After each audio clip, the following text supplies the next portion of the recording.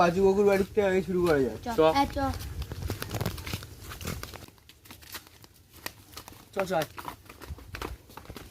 ও বাজু বাবু, ওই হ্যাঁ সারাদিন ফোন ঘাটা, সামনে পুজো আসছে, জামা কাপড় কিনতে হবে না? বাজু বাবু একটু বাইরে আসুন, চাঁদার জন্য এসেছিলাম। আসছি। কাকিমা দুর্গা পুজোর চাঁদা নিতে এসছি।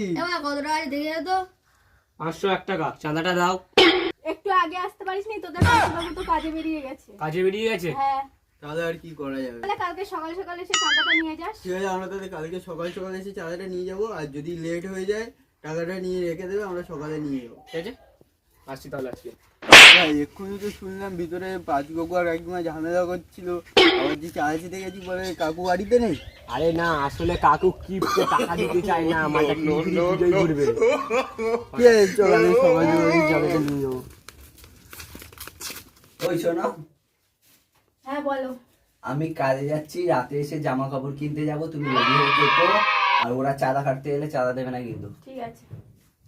সোনা বর আমার কথা কত ভাবে, রাত্রে আমাকে নিয়ে জামা কাপড় কিনতে যাবে। আজকে বাজুর কাছ থেকে টাকাটা নিয়ে যাবো। হ্যাঁ, আজকে ওই কিপটের কাছে টাকাটা নিয়েই ছাড়বো আজকে। চ। ও বাচু কাকু, বাচু কাকু আসছি। একটু আগে তোর পাঁচু কাকু বেরিয়ে গেছে, রাস্তায় দেখা হয়নি তোদের? না, না তো, আমাদের তো সাথে তো দেখা হয়নি। তাহলে কি আর হবে? কালকে সকালে যাবো, টাকাটা নিয়ে হ্যাঁ রেখে ঠিক দিও। আছে, তাহলে কালকে সকাল সকাল তোরা চলে আসিস। ও কাকিমা, কাকিমা চাঁদা নিতে এসছি। যাচ্ছি। বাবু, কালকে রাত্রে তো তোর কাকু বাড়ি আসেনি, চাঁদাটা এবার নিতে পারিনি। ও, আচ্ছা, 5টা ফোড়া হয়েছে, ওই জন্য হসপিটালে ভর্তি আছে। তাহলে চল চল বাড়ি চল। চ, কি করি আর?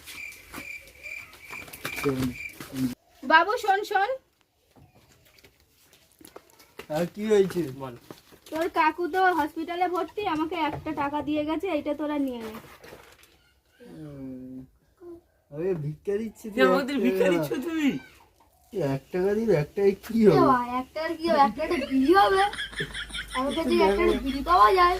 এই টুকু চল চল।